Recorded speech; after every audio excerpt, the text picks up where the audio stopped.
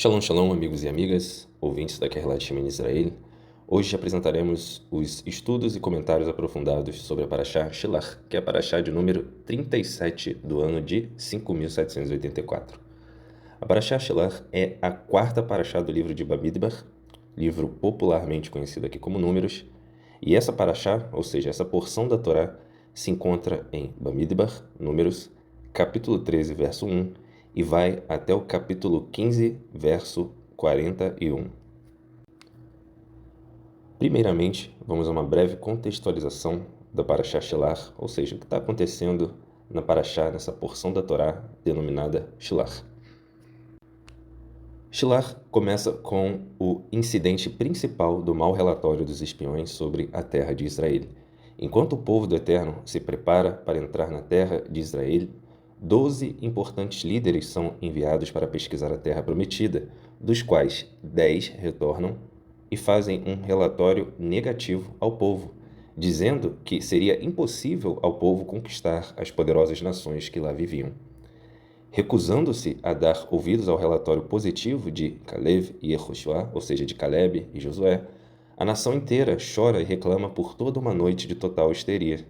Deus então ameaça o povo de extermínio, que é o momento então quando Moisés suplica com sucesso para que não sejam totalmente aniquilados. Mesmo assim, Deus declara que serão punidos com 40 anos vagando pelo deserto, e durante este tempo toda aquela geração morrerá. Percebendo o seu grave erro, um grupo insiste em avançar imediatamente na direção do país, ao contrário da orientação divina, e o resultado é que este contingente que subiu à guerra foi aniquilado pelas famosas nações de Amaleque e Canaã. A Torá, então, muda o foco para a descrição das libações que acompanhavam muitas das elevações que eram levadas ao Mishkan, ou seja, ao tabernáculo. Após ensinar os detalhes da halá, aqui não confundir com o pão que comemos no Shabat, esta halá refere-se à porção a ser separada de cada fornada de massa e doada a um kohen, ou seja, um sacerdote. A Torá menciona várias leis tratando da proibição de adoração de ídolos e também menciona o infeliz caso do homem que recebeu a pena de morte por profanar o Shabat. A Parashá Shelach termina com o terceiro parágrafo da prece do Shema, contendo a mitzvah, o mandamento de colocar o tzitzit, que serve como um constante lembrete para todos nós, de Deus e também de seus mandamentos. Shelach significa enviar ou envie para você, ou envie para si mesmo, o que alude a uma necessidade de recolher informações, parâmetros, detalhes da realidade. Afinal, o Eterno não precisa recolher referências com a sua criação. Agora, amigos, que já temos uma breve contextualização do que está acontecendo na Parashá Shelach, vamos à primeira parte do nosso estudo, cujo título é O Impacto dos Relatórios Mentirosos. A gente leu o contexto específico da Parashá Shelach. Agora nós vamos explicar o panorama geral, a base conceitual por trás de todas as 56 Parashot, que são lidas no decorrer de um ano. O Eterno Deus de Israel, lá no início, lá na Parashá Bereshit, ou seja, Gênesis, na primeira porção da Torá, e também nas demais literaturas hebraicas e textos rabínicos subsequentes, estabeleceu o seguinte: de acordo com o Midrash, ou seja, o recurso literário escrito e oral do povo de Israel, que explica as profundidades da Bíblia através de parábolas, estabelece que, antes de criar o universo, Hashem, ou seja, o Eterno, construiu 7 conceitos que permeiam, ou seja, que estão em todo o Tanakh. O primeiro conceito e a primeira base criacional é a Torá, a lei divina, os mandamentos. Afinal, o mundo foi criado somente com o propósito de estudar a Torá e cumprir os seus ditames. Segundo conceito, segunda base criacional, Teshuvá. A Teshuvá, ou seja, o retorno, o arrependimento, conversão ao Eterno, foi concebida para manter sua existência. Um mundo sem Teshuvá, ou seja, sem retorno ao Eterno, sem arrependimento, pereceria inevitavelmente aos olhos do juízo do Eterno. Terceiro conceito, terceira base criacional, o Gan Eden. O paraíso foi concebido a fim de assegurar um benefício para os tzadikim, ou seja, os íntegros, os justos, os retos. Quarto conceito, Gehinnom, que é o local de sofrimento e penitência, vulgarmente aqui conhecido como inferno. O Gehinnom, o local de penitência, foi concebido a fim de dar castigo ao malvado. Kisser HaKavod, ou seja, o trono de glória, que é o quinto conceito, foi concebido antes do universo, a fim de se manifestar a Kavod, ou seja, a glória do Eterno. Sexto conceito, o Beit HaMikdash, que é o lugar onde a Shekinah, ou seja, a presença divina, repousava permanentemente. Portanto, o conceito de Beit HaMikdash, casa do definido, ou seja, o templo sagrado, foi concebido como uma condição para a criação. E sétimo e último conceito, o nome do Mashiach. O objetivo final da humanidade é chegar aos dias do Mashiach, os dias do Messias, a Geulah, a redenção. Portanto, o nome do Mashiach devia ser formulado antes mesmo da iniciação, conforme aludido em Mishlei Provérbios 8. E também temos uma referência no El Midrash disse. E também isso é atestado, esses conceitos são atestados nos comentários do Humash Gutnik, da editora Mayanot, na página 5, onde se inicia o comentário Por que Deus criou a luz. Então, amigos, estas 7 criações, estes 7 conceitos em particular, são vitais para a humanidade e, portanto, foram concebidas, projetadas antes da criação. E estes 7 conceitos representam a base estrutural do roteiro do nosso mundo.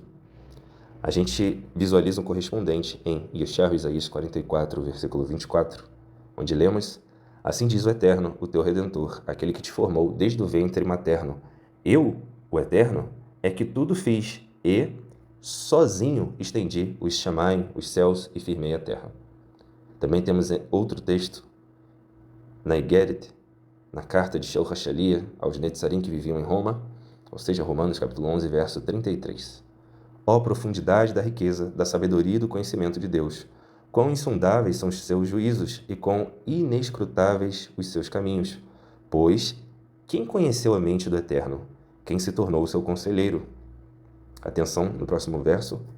Quem primeiro lhe deu alguma coisa para que ele lhe recompense. Então, todas as coisas são do Eterno. E o Eterno faz uma concessão a todos nós. Portanto, dele, por ele e para ele são todas as coisas. A ele seja a kavod, ou seja, a glória, perpetuamente. Amém. E também nesse mesmo contexto temos uma pergunta que o Eterno faz a Jó, onde ele diz: Jó, onde estavas tu quando eu criei tal coisa? Quando eu criei tal condição da natureza? Quando eu criei tal animal, tal ser vivo? Ou seja, o Eterno não recolhe nenhum conselho ou orientação conosco para agir. Nós somos apenas coparticipantes de um projeto que não tem a nossa assinatura. Considerando esses princípios, vamos retomar a questão que foi trazida nessa primeira parte, na contextualização e também no tema da parte que estamos agora, na primeira parte, que diz respeito aos relatórios mentirosos e adversos.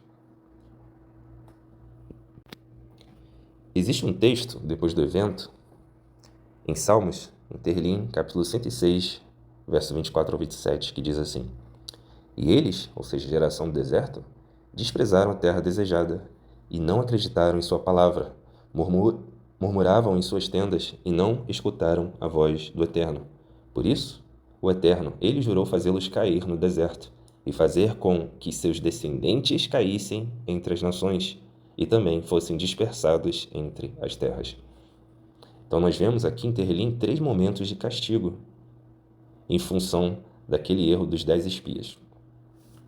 Observemos o que está registrado no texto dessa paraxá em Bamidbar, Números capítulo 14, verso 3 e 4, onde lemos o seguinte: E por qual razão o Eterno nos traz a essa terra para cairmos à espada e para que nossas mulheres e nossas crianças sejam por presa? De certo, é melhor para nós voltar ao Mitzrayim, ou seja, ao Egito. E então cada um disse ao seu irmão: Ponhamos um cabeça, ou seja, um rosh, escolhemos um líder e voltemos para o Mitzrayim. Importante lembrar que, nesse contexto, o Mitzrayim representa as facilidades, a idolatria. Esses textos que acabamos de ler, amigos, eles montam para nós uma situação caótica. O povo esperava um relato dos espias a respeito da terra favorável, um relato verdadeiro. E não foi isso que receberam. O que nos leva à pergunta: como essa situação ela se formou? Para responder essa pergunta, vamos conferir o comentário do Humash da editora Sefer, a Torá de Moshe, que está na página 428. Ponhamos um cabeça, ou seja, vamos escolher um Rosh, um líder. Ouvindo isto, Moshe percebeu que esta gente daquela geração do deserto não era qualificada para entrar em Canaã, para formar o futuro do eterno povo de Israel e assentar os alicerces de uma cultura universal. Um povo que repele a razão da sua existência, afirmando: não poderemos subir, não podemos observar os teus desejos, eterno. Deixai-nos escolher um outro líder, um outro Rosh, um novo líder, uma nova filosofia para voltarmos para algo mais fácil, que exija menos sacrifícios. Moshe percebeu que um povo com este conceito, que tem medo de afrontar corajosamente o futuro por duvidar da promessa divina, um povo com esta maneira de pensar não pode divulgar perante o mundo os maiores ensinamentos da Torá, ou seja, da lei divina, dos mandamentos. Os mestres são unânimes em afirmar que o erro dos Meragelim, que é o termo original para espias, é muito pior, e por isso o drástico castigo que fez perecer toda esta geração no deserto aconteceu. O grande comentarista da Torá, o rabino Israel Meir HaKohen, de bendita memória, conhecido na literatura rabínica como Hafetz Haim, analisa o relato desta paraxá e observa de forma magistral: feitos, ações individuais ou mesmo coletivas podem, com o decorrer dos anos, ficar esquecidas, mas palavras ficam profundamente gravadas no coração humano, causando graves danos. Os investigadores que Moshe mandou a Canaã relatam verbalmente sobre as coisas que não viram e não encontraram, e além disso, com suas notícias nefastas e falsas, incitaram o povo a desconfiar da promessa divina, que asseverara ser esta terra uma boa terra. Ou seja, Deus já havia falado para eles previamente que os conduziria a uma boa terra.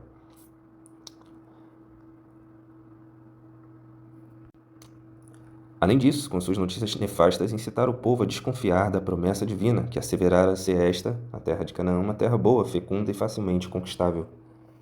Trazendo as lições deste episódio para os dias de hoje, podemos afirmar que a maior desgraça desta nossa geração é o abuso da palavra.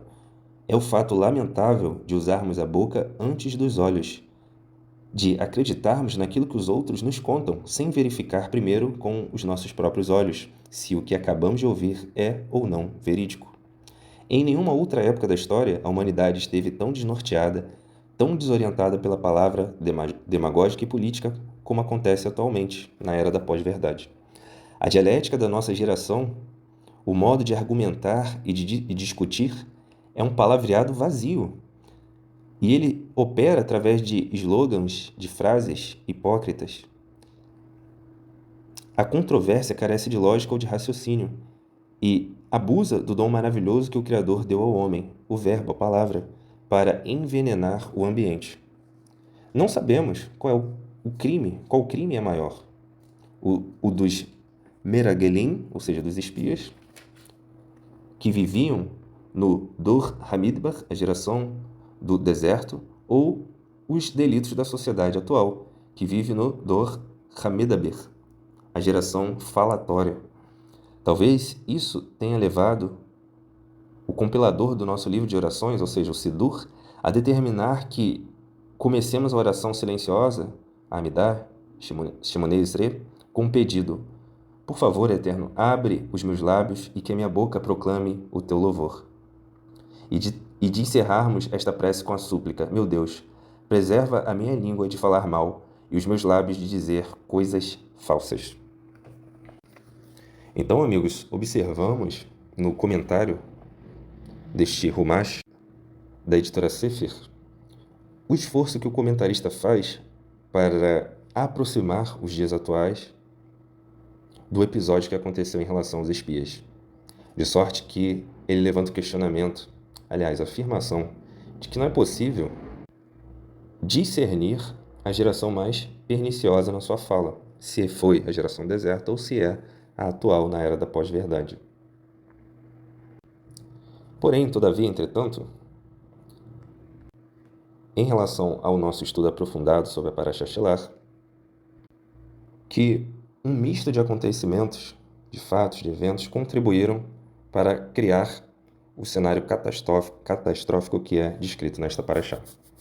A causa principal, aliás, uma das causas principais, foi a falta de confiança na promessa do Eterno. A gente observa aqui em Bamidbar, Números, capítulo 14, verso 11, a seguinte estrutura.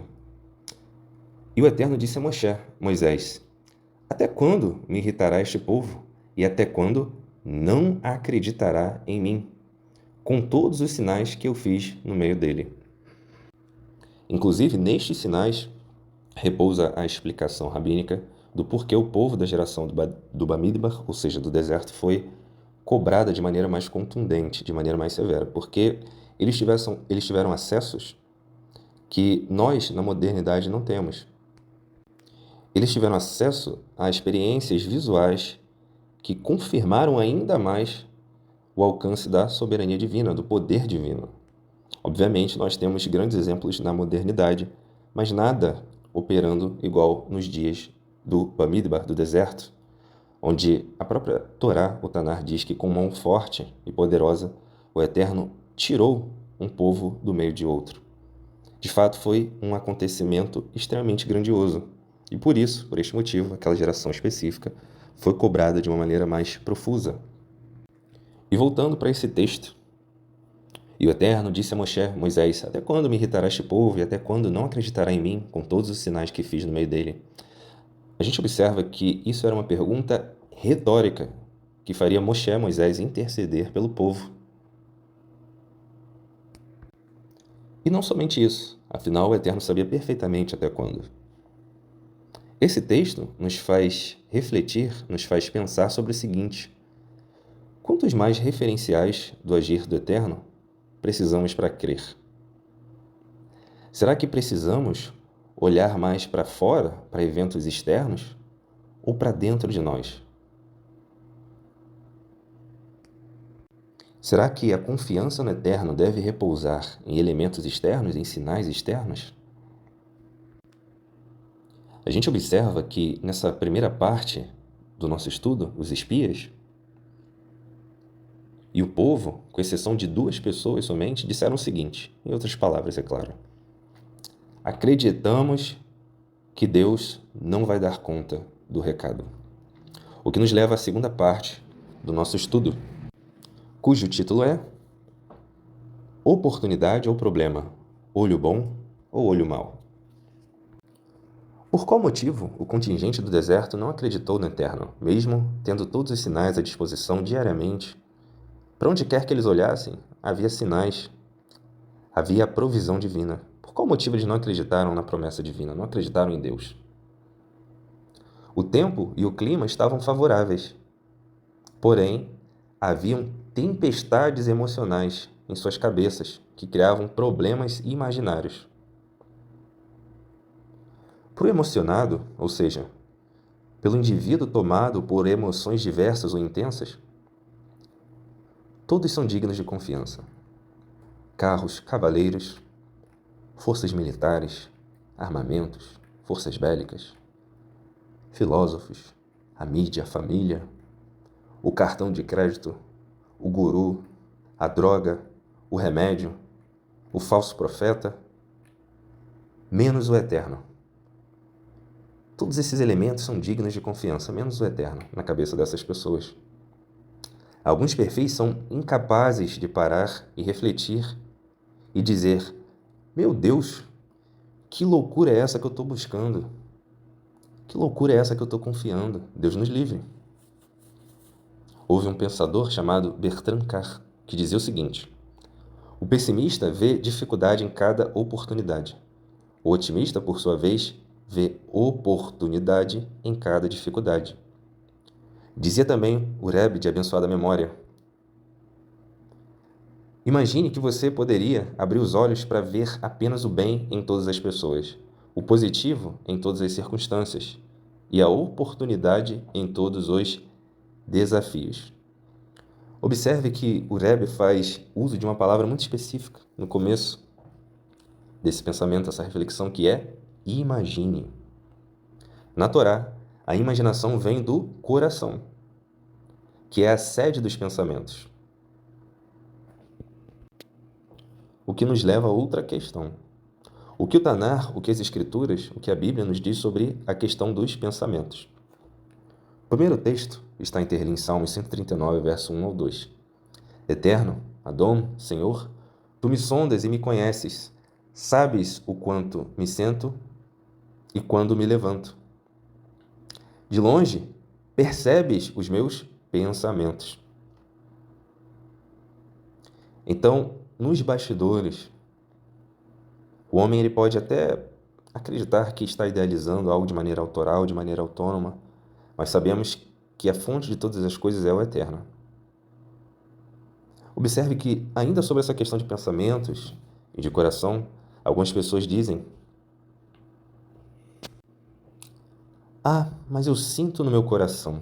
Estou sentindo no meu coração. Reparemos que geralmente é para fazer alguma besteira. Não vemos ninguém falando: eu senti no meu coração de estudar, de fazer entrevista, de mandar currículo, de tirar um certificado, de fazer um curso, de fazer um concurso. Eu senti no meu coração de finalizar um relacionamento ruim, abusivo que eu vivia. Geralmente essa expressão de sentir no coração é usada para questões mais ligadas a visões românticas da realidade, em detrimento do mundo real. Vamos olhar para a Escritura, para a Bíblia, para o Tanar, e ver o que o Tanar fala sobre essa questão do coração, que é a sede dos pensamentos. Irmiarro, Jeremias, capítulo 17, verso 9 ao 10. Enganoso é o coração mais do que todas as coisas e desesperadamente corrupto. Quem o conhecerá?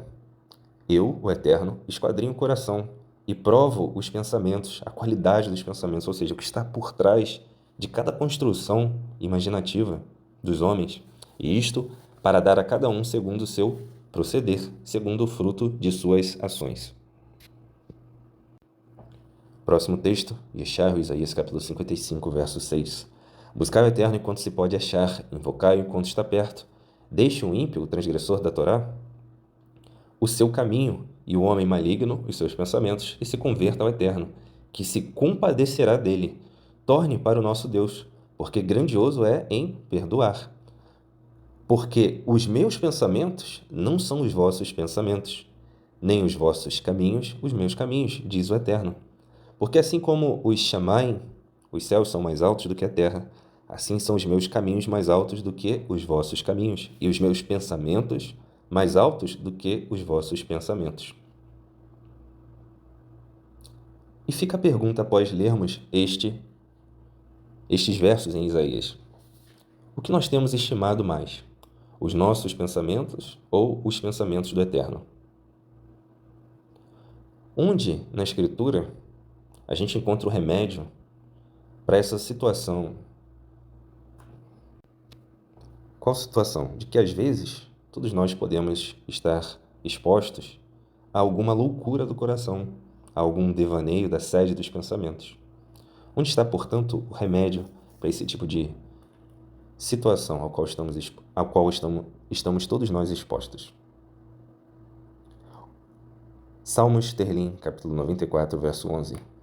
O Eterno conhece os pensamentos do homem e sabe como são fúteis, vãos, vazios. Ou seja, devemos considerar que, por mais elevado que seja um pensamento de um homem, de uma mulher, eles são, no final do dia, fúteis, vazios, assim como as nossas justiças. Por quê? Porque nada disso possui mérito em si próprio. Todo mérito, toda honra, toda glória vem do Eterno, que é a fonte de todas as coisas. Então, esse verso, ele situa o homem em relação aos seus pensamentos.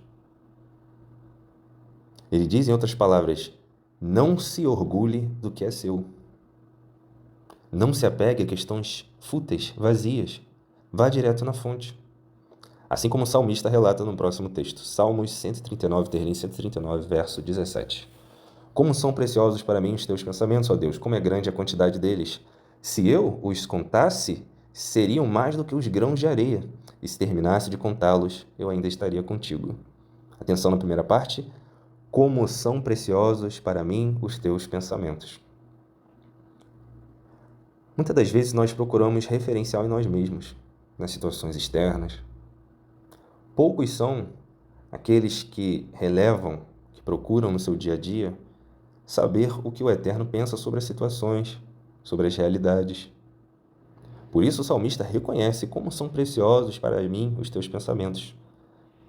Os pensamentos do Eterno são como guias atemporais. Nós observamos na Escritura que em todas as épocas os homens produziram pensamentos fúteis, vãos e vazios. E equivocadamente as pessoas pensam hoje que os povos da antiguidade não tinham repertório. Eles pensam que a modernidade, que os tempos modernos superam os tempos da antiguidade em sabedoria. Quando, na verdade, nós só temos mais apetrechos tecnológicos. A miséria humana não experimentou evolução em relação ao Tanar, em relação às Escrituras. Somos os mesmos dependentes do Eterno que éramos de outrora. Produzimos os mesmos pensamentos fúteis, vãos e vazios, pensamentos de baixo. Pensamentos que, comparados ao do Eterno, ainda são de baixo. Olha o que o próximo texto diz a respeito da questão da inclinação dos pensamentos do homem. Bereshit, Gênesis capítulo 6, verso 5.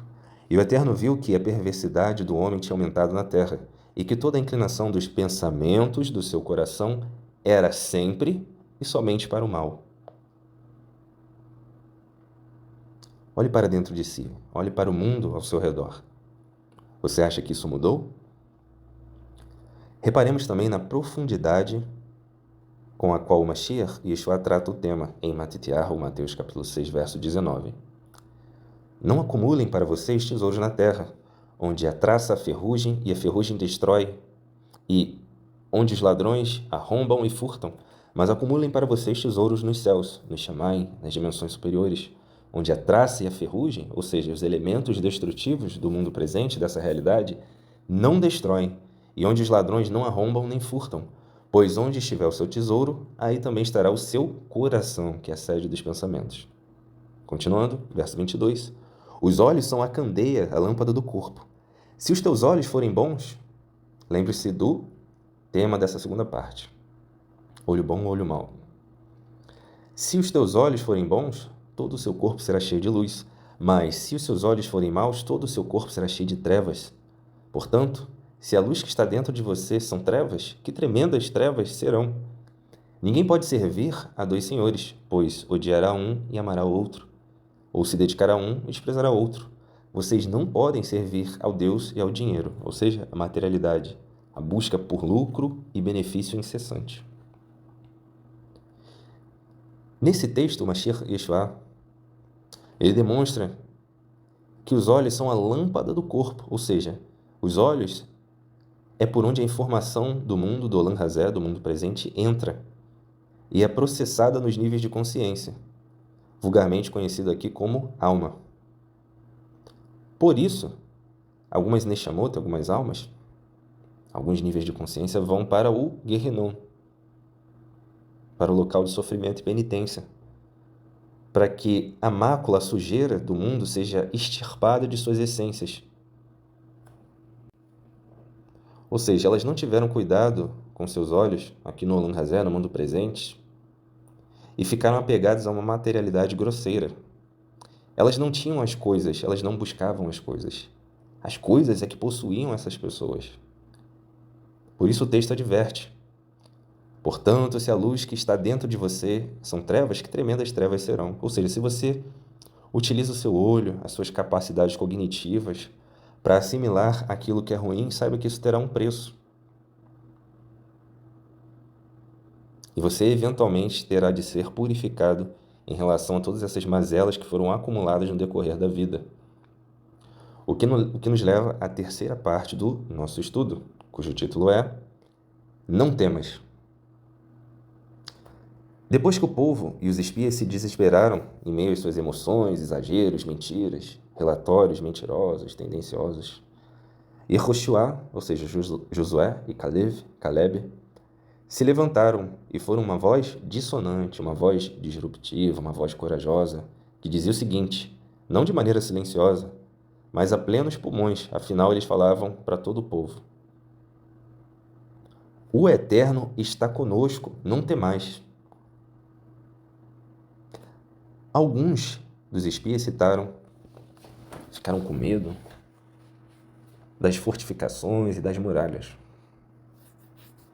E conforme nós trouxemos na segunda parte do nosso estudo, temos que estar atentos às oportunidades. De fato, aquilo é um problema ou oportunidade? Alguns perfis não perceberam que se tinha muralha, tinha medo. Só constrói muralha, só fortifica as suas cidades quem tem medo do mundo externo, de alguma ameaça do mundo externo. E reparemos como a fala de Yehoshua, de Josué, volta para ele. Ele diz o seguinte, o Eterno está conosco, não temais. E em Yehoshua, Josué, capítulo 1, verso 9, nós lemos o seguinte, o Eterno dizendo a Josué e Yehoshua, não fui eu que ordenei a você? Seja forte e corajoso. Não se apavore nem desanime, pois o Eterno, seu Deus, estará com você por onde você andar. O Eterno certamente se lembrou da dedicação, se lembrou das palavras de Yehoshua. E nesse texto o Eterno repete essas mesmas palavras para ele. E isso é um reflexo na vida de todos os eleitos. A palavra do Eterno não volta vazia. Próximo texto, capítulo Yeshayahu, capítulo 41, verso 10, Isaías 41, verso 10. Por isso não tema, pois estou com você. Não tenha medo, pois eu sou o seu Deus, e o fortalecerei e o ajudarei, e eu o segurarei com a minha destra vitoriosa. Devarim, Deuteronômio, capítulo 31, verso 6. Pois eu sou o Eterno, o Senhor, o Adão, o seu Deus, que o segura pela mão direita e diz a você, não tema, eu o ajudarei. Não tenha medo. Ó vermezinho de Jacob, de Jacó, ó pequenino Israel, eu mesmo o ajudarei, declara o Eterno, seu Redentor, o definido, o distinto de Israel. E Yoel, Joel, capítulo 2, verso 21. Não tenha medo, ó terra, regozije-se e alegre-se. O Eterno, o teu Adão, o Senhor, tem feito coisas grandiosas. Irmiarro, Jeremias, capítulo 1, verso 7. O Eterno, o Adão, porém me disse, não diga que é muito jovem. A todos a quem eu o enviar, você irá e dirá tudo o que eu ordenar a você. Não tenha medo deles, pois eu estou com você para protegê-lo, diz o Eterno. O próximo texto está na Bessorá, nas Boas Novas, nos Ketuvim Netzarim, ou seja, nos Escritos Nazarenos, em Lucas, capítulo 5, verso 8. Quando Shimon, Kefa, Simão Pedro, viu isso, prostrou-se aos pés do Mashiach Yeshua e disse, afasta-te de mim, porque sou um homem pecador que comete hatat, ou seja, que comete erros contra a lei divina, contra a Torá. Ao que lhe respondeu o Mashiach Yeshua, não tenha medo, de agora em diante, você será pescador de homens.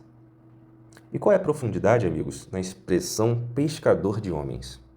Obviamente, a Bíblia explica a Bíblia, a Escritura complementa a Escritura, de sorte que o próximo texto vai elucidar, vai esclarecer o que seria essa expressão pescador de homens. Matitiyahu, capítulo 13, verso 47. O reino dos céus, ou seja, Malchut Hashamai, é ainda semelhante a uma rede que, lançada ao mar, recolhe peixes de toda espécie. Ou seja, toda espécie significa dizer que existem espécies distintas, tipos distintos. E quando a rede está repleta, os pescadores a puxam para a praia. Então, se assentam e juntam os bons em cestos, mas jogam fora os ruins. Assim também ocorrerá no final desta era, ou seja, no Acharit Hayamim, no fim dos dias. Chegarão os malachim, os anjos, e irão separar os maus, os filhos das trevas, dos justos, dos tzadikim, dos íntegros, e lançarão os maus na fornalha ardente, e ali haverá grande lamento e ranger de dentes. Considerando todos esses versos que lemos das Escrituras, devemos considerar o seguinte: o medo do peso do Olam Hazé, do mundo presente, ele vem principalmente por não considerar, por não lembrar, não reconhecer que o Eterno não só está agindo, mas agiu e agirá. Ou seja, tudo tem um propósito. Tudo que nos acontece, tudo que acontece no mundo, é fruto direto de um planejamento pregresso. Ou seja, quando o medo bater na nossa porta, quando a falta de confiança bater na nossa porta, todos nós temos que nos lembrar o seguinte: dentro do plano do Eterno, no mundo que o Eterno criou, no seu mundo, não tem nada fora do lugar. Não tem nenhuma pessoa ou coisa sem propósito, navegando em águas aleatórias. O Eterno, ele já preparou, antes da fundação do mundo, uma realidade melhor, dias melhores para seus eleitos. Conforme está registrado em Terlim Salmos, capítulo 37, verso 29. Os Sadequim, ou seja, os justos, os íntegros, os retos, herdarão a terra, e nela habitarão momentaneamente, por alguns anos, alguns meses? Não. E habitarão nela para sempre. O que nos leva à quarta parte do nosso estudo, cujo título é Um agente de transformação no Olam Hazé, o mundo presente. O texto base está em Yeshayahu, capítulo 41, verso 18, onde lemos: Eu, o Eterno, abrirei rios em lugares altos, e fontes no meio dos vales, e tornarei o deserto em tanques de água, e a terra seca em mananciais. Imaginemos o seguinte: que uma pessoa faça parte da geração do deserto, e que ela experimentou, conforme lemos na Torá, nos 5 primeiros livros da Bíblia, ela experimentou bênçãos e livramentos diversos, poderosos e grandiosos. Ela atravessou dificuldades, bonanças, e ela passa a querer entender mais a situação, a querer aprender com os grandes homens daquela geração. Tinha Moshe, ou seja, Moisés, Arão, Aharon, Yehoshua, Josué, Caleb. E essa pessoa do nosso exemplo finalmente consegue se aproximar, conversar com um deles, o nosso exemplo aqui, Caleb. E ela percebe que Caleb, tem uma visão sólida de um futuro melhor. Ele, Caleb, tem emuná no Eterno. Repare que emuná, vulgarmente traduzido como fé, não tem o mesmo peso no original do que a palavra fé. A fé, de diversas maneiras, nós utilizamos de maneira leviana. Eu tenho fé que meu time vai ganhar, que eu vou conseguir comprar o carro, que isso e aquilo vai acontecer. Só que a palavra emuná, ela aponta para uma convicção construída de maneira pura diante das experiências que o indivíduo tem com o Eterno. Não é um nível profundo de confiança, é uma convicção, é uma confiança que vai se fortalecendo até subir ao nível de convicção. E essa pessoa que estava conversando com Caleb, ela percebe que Caleb ele tem essa emuná no Eterno. E por causa dessa emuná, dessa convicção que ele tem, ele fala de uma realidade futura, uma terra futura, que foi preparada para o povo de Israel entrar. Uma terra que era diferente, que ela eventualmente vomita os ímpios, ou seja, os transgressores da lei divina, da Torá. E essa terra, ela emana leite e mel, ou seja, uma terra abundante e próspera. E essa pessoa se levanta, agradece a Caleb, e ela vive no meio do povo. E durante essa convivência no meio do povo, ela foi infelizmente contaminada pela percepção da maioria. E Yehoshua, Josué e Caleb, são uma minoria. E eles parecem bem animados sobre o futuro. Um futuro que para essa pessoa, do nosso exemplo, e para grande parte do povo parece utopia, ou seja, coisa de conto de fadas, uma coisa que nunca vai existir. E por fim, Essa pessoa que, apesar de ter contato com pessoas íntegras da sua geração, apesar de ter ouvido que é uma missão onde pessoas preparavam o mundo para receber dias melhores, pessoas trabalhavam por dias melhores, essa pessoa, infelizmente, tombou no deserto junto com as demais. Hasve Shalom, que a terra nos livre.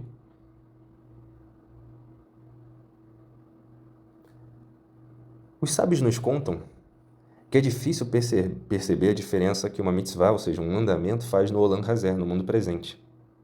Às vezes, a luz de uma confiança, a luz de um mandamento, de uma mitzvah, está, de certa forma, ocultada. Mas no mundo vindouro, no Olam Rabá, perceberemos que todo mandamento, toda emuná, construiu e contribuiu para que chegássemos na plenitude dos dias, ou seja, na Geulah, na redenção. Por que isso ocorre, amigos? Porque é uma contagem exata de bons atos e de vidas, de almas, de Neshamot, que devem vir ao Olam Hazé, ao mundo presente, antes da redenção. Porque o Eterno, nosso Deus, ele não é Deus de aleatoriedades, mas sim de planejamento. Por isso, somos encorajados a trazer filhos ao mundo e multiplicar os bons atos. Porque a contagem de almas vai subindo, a contagem de bons atos vai subindo, até o momento derradeiro da redenção. Note que é uma relação, é uma questão de projeto. Quando os bons atos, quando as almas exatas chegarem a um número exato, a redenção virá. Não é uma questão de mérito, de recompensa, tal como muitos ensinam por aí. Por quê? Porque não há méritos em nós. Tudo vem do Eterno. Vamos voltar agora ao nosso texto base dessa parte 4. Yeshayahu, Isaías capítulo 41, verso 18. Abrirei rios em lugares altos e fontes no meio dos vales e tornarei o deserto, Bamidbar, em tanques de águas e a terra seca em mananciais. Lembrando que, na Torá, no Tanar, nas Escrituras, na Bíblia, águas apontam para a Torá, para a lei divina, para os mandamentos. Conforme está registrado em Abacuque, capítulo 2, verso 14. Porque a terra se encherá do conhecimento da glória, da kavod, do Eterno, assim como as águas cobrem o mar. Repetindo, abrirei rios em lugares altos e fontes no meio dos vales, e tornarei o deserto em tanques de águas e a terra seca em mananciais.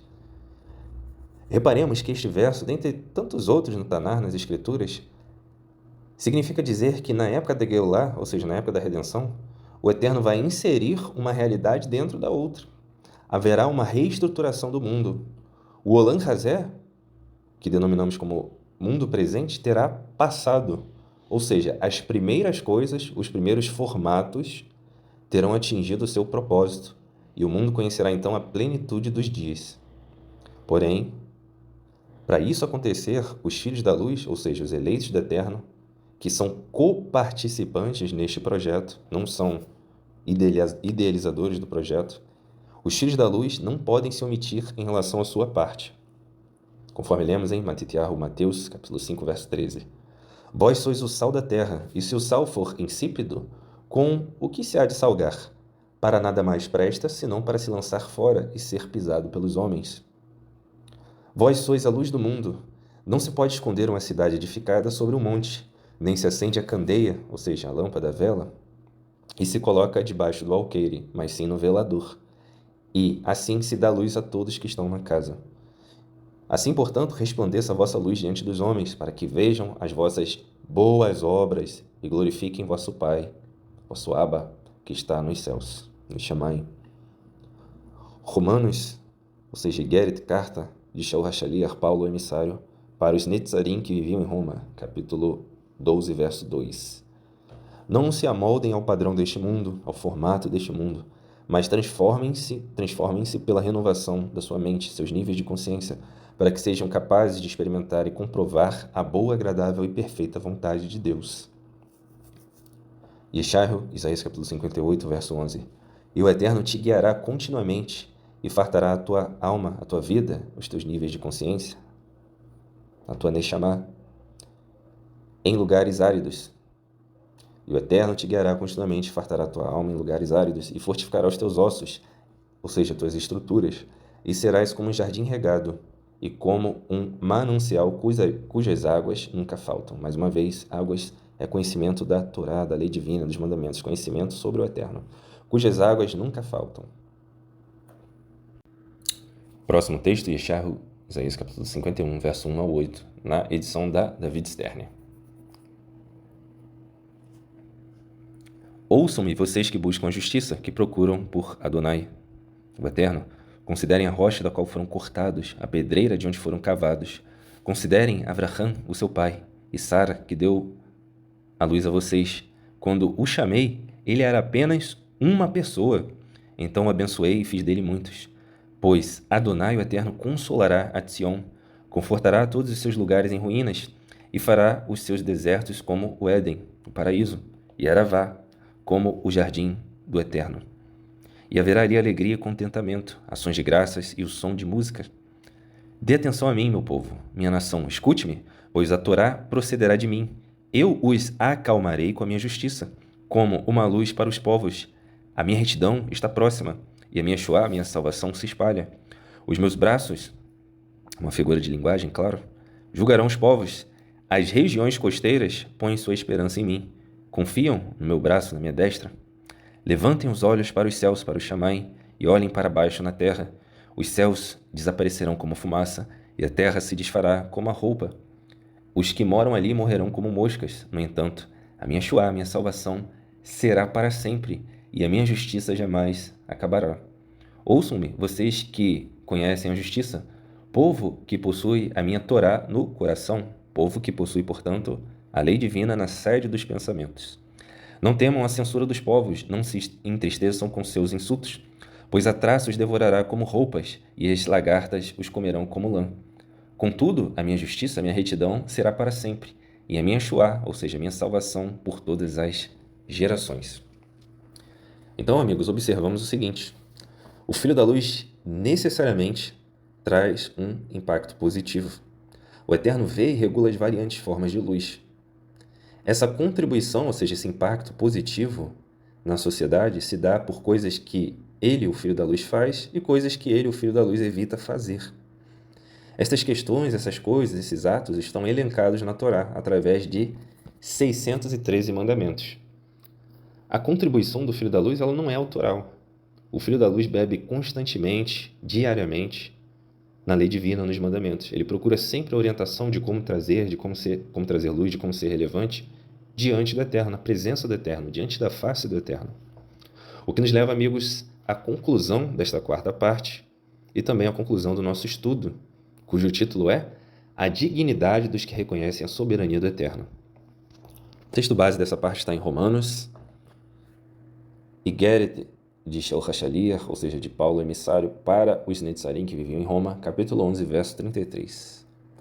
Ó profundidade da riqueza, da sabedoria e do conhecimento de Deus! Quão insondáveis são seus juízos e quão inescrutáveis os seus caminhos! Pois quem conheceu a mente do Eterno e quem se tornou seu conselheiro, quem primeiro lhe deu alguma coisa para que ele lhe recompense? Portanto, dele, por ele e para ele são todas as coisas. A ele seja kavod, a glória perpetuamente. Amém. As palavras insondáveis e inescrutáveis que encontramos no texto da Igeret, da carta de Shaul HaShaliach, significa dizer o seguinte, que em determinado ponto, o nosso poder de rastreabilidade, nossa capacidade de abstração, a capacidade de entender certos porquês, vai esbarrar em alguma limitação da condição humana. Aqui todos nós temos que fazer uma pausa e considerar o seguinte: por acaso o poder do Eterno é limitado porque nós somos limitados, porque a sociedade é limitada, porque a modernidade é limitada? Se o nosso poder de abstração gramatical, ou seja, o nosso entendimento literário, linguístico, matemático é limitado, nosso entendimento químico é limitado, por acaso essas limitações, essas nossas limitações atingem o Eterno também? Não.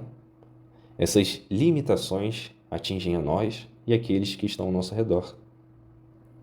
E essa é uma questão que temos que refletir diariamente, o tamanho e a consequência das nossas limitações. Com isso reconhecido e mapeado, ou seja, nós internalizamos a questão, fazemos um inventário moral de quem nós somos, nós conseguimos finalmente nos portar melhor diante da realidade. Qual realidade? Na Torá, encontramos diversas partes da planta estrutural da realidade. Plantas estas desenhadas pela mão do projetista, o Eterno bendito seja. Em um desses fragmentos dessa planta estrutural, nós encontramos a seguinte realidade sobre o homem, que está em Isaías capítulo 64, verso 6. Somos como o impuro, todos nós. Todos os nossos atos de justiça são como trapo imundo. Murchamos como folhas e como o vento, as nossas iniquidades nos levam para longe.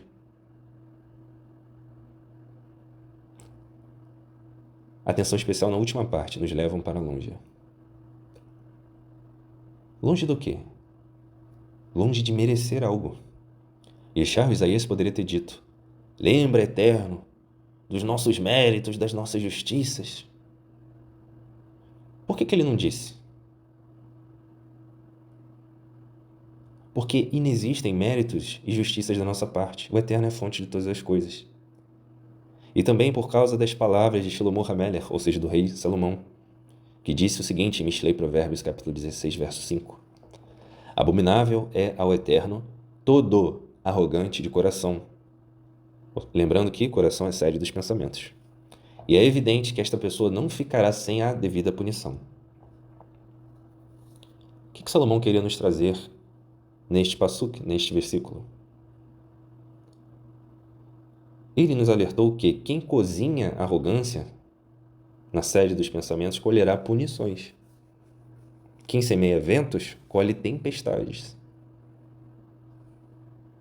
Reparemos na Parashá Shelach que foi por causa de um mapeamento, uma interpretação errada e tendenciosa da situação física de um lugar que os espiões contaminaram a si mesmos e todo o povo que os ouvia.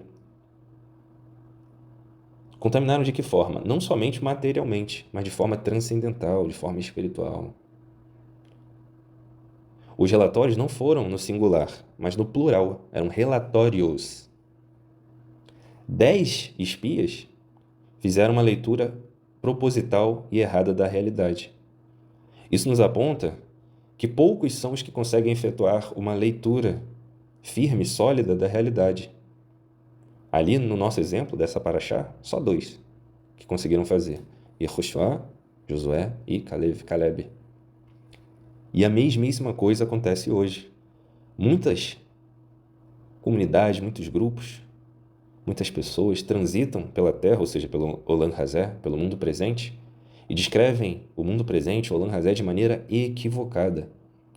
Eles não percebem, Hazé Shalom, que a Terra nos livre, que toda essa estrutura ao qual fomos condicionados, ela foi criada para ser superada e não para ser temida. Devemos temer, ter medo unicamente do Eterno. E o Mashiach Yeshua diz o seguinte sobre essa questão, conforme ele mesmo diria: e não temais os que matam o corpo, mas não têm poder para matar a Neshama, os níveis de consciência.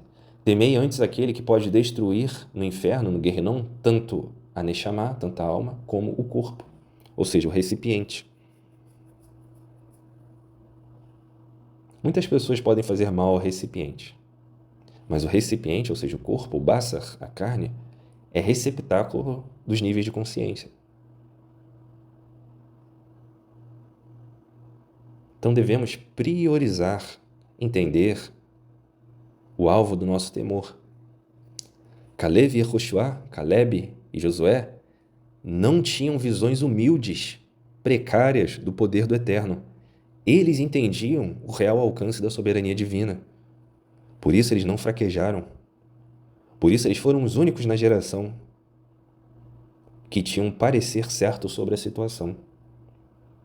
E na vida, todos nós temos a oportunidade de ver um filho da luz em ação, um filho das trevas em ação. Estejamos, pois, atentos aos contrastes. Reparemos como cada personagem lida com a situação. Reparemos o seguinte também: tudo que o filho da luz é, já estava ali. Ali aonde? Nas qualidades, dentro dele. Ninguém é engolido pelo meio. pela sociedade. O meio só confirma o que a pessoa é por dentro. Veja a situação de Yosef, de José, quando estava no Mitzrayim, no Egito. Agora, compare com a situação de Yehudá, de Judas, que viveu 3 anos, aproximadamente, ao lado do Mashiach Yeshua. Então não é o meio que vai determinar se uma pessoa é filho da luz ou filho das trevas, são as atitudes. E muito antes das atitudes, aquilo que de fato ela é em essência. Pelos frutos conhecereis as árvores. Leamos novamente também Bamidbar, Números 14, verso 3 e 4. E por qual razão o Eterno nos traz a essa terra para cairmos à espada e para que nossas mulheres e nossas crianças sejam por presa? De certo, é melhor voltar ao Mitzrayim, ou seja, para o Egito. E cada um disse ao seu irmão, ponhamos um cabeça, ou seja, um grosso, e voltemos para o Mitzrayim, para o Egito. A respeito desse texto, reparemos o seguinte: esse é um ímpeto, é um comportamento antigo, de organizar, criar líderes, voltar para a idolatria, voltar para o Egito, que simboliza a sede, ou seja, o epicentro, o lugar principal da idolatria no mundo naquele período. Ainda falando sobre julgamentos equivocados, consideremos que existem pessoas sem repertório na sua vida.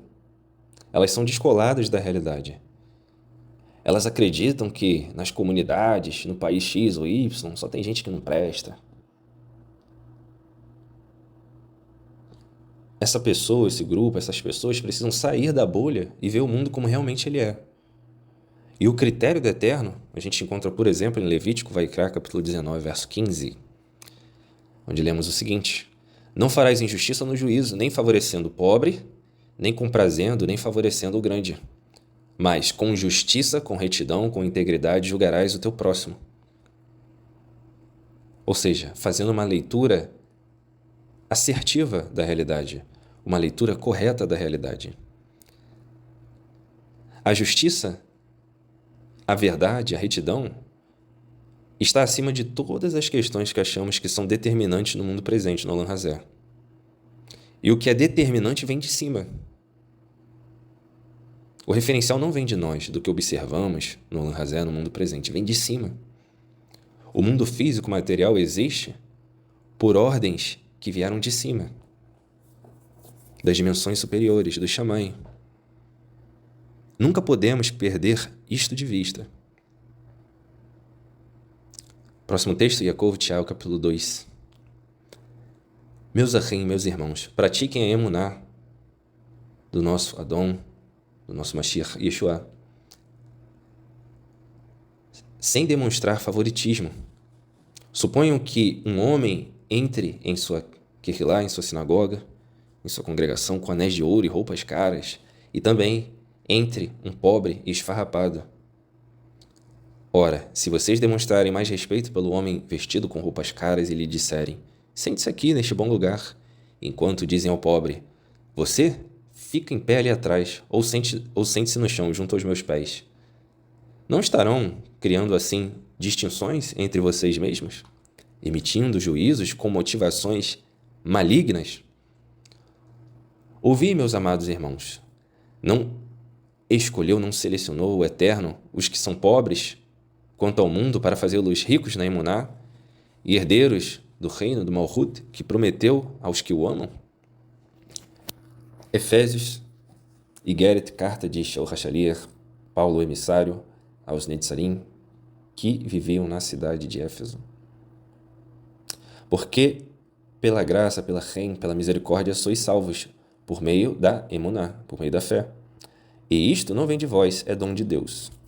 Aqui, isto não vem de vós, está concordando com ren, com misericórdia. A misericórdia não vem de nós. É dom de Deus, não vem das obras, para que ninguém se glorie. Porque somos feitura sua, criados no Mashiach Yeshua para as boas obras. Ou seja, todos os filhos da luz, todos os eleitos do Eterno, são criados para as boas obras. Eles necessariamente se envolverão com as boas obras até o fim de suas vidas. Faz parte do DNA deles.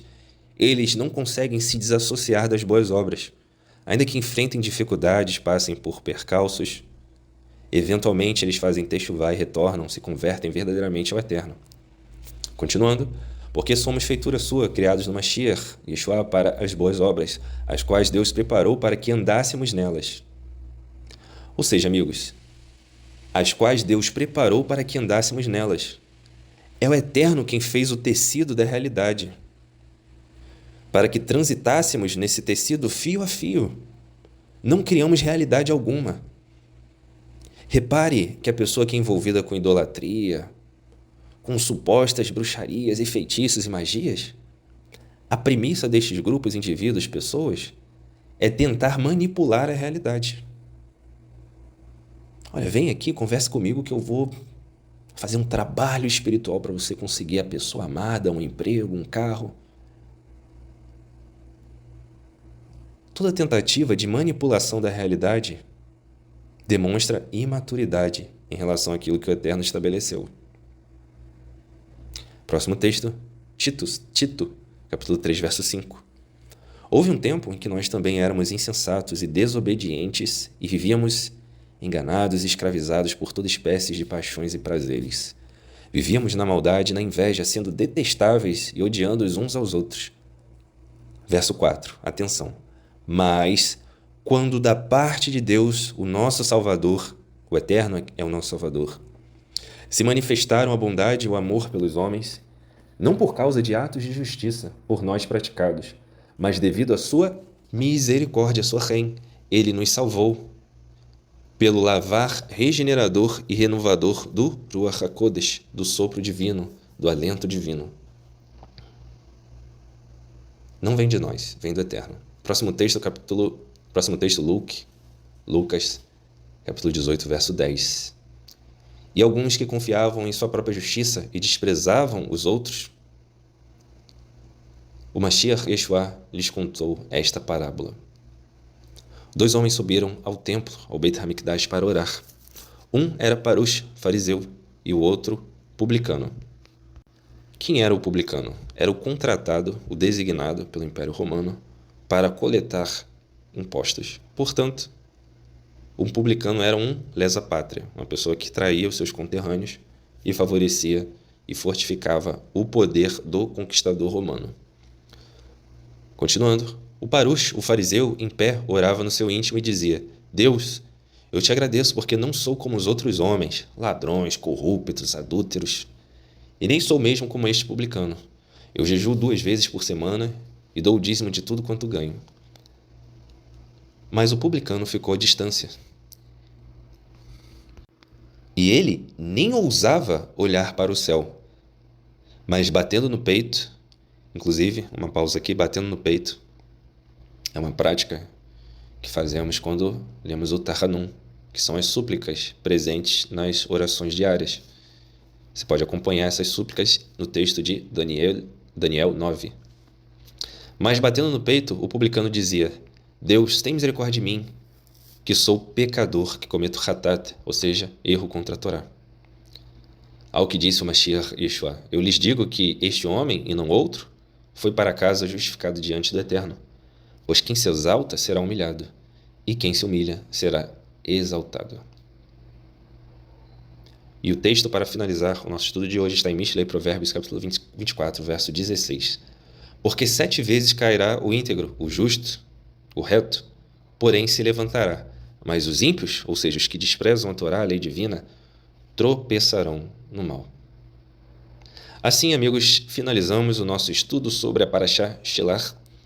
Repare que muito foi dito, mas há águas muito mais profundas a respeito de cada Parashá. Nós temos a limitação do tempo, dos recursos. Sabemos que não podemos esgotar os temas, mesmo que exista uma abordagem exaustiva. Ainda há muito a ser dito.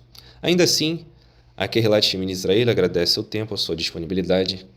Lembre-se que estamos em várias plataformas, estamos no Apple Podcasts, Amazon Music, YouTube, Deezer Music.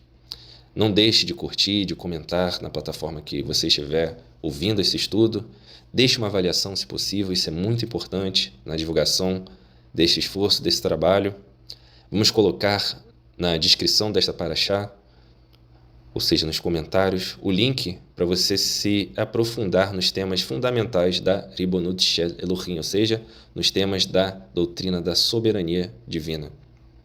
Também vamos colocar o link da vaquinha. Essa vaquinha ela arrecada fundos para a locação de uma estrutura, para estabelecermos um local físico da Keilat Shem em Israel.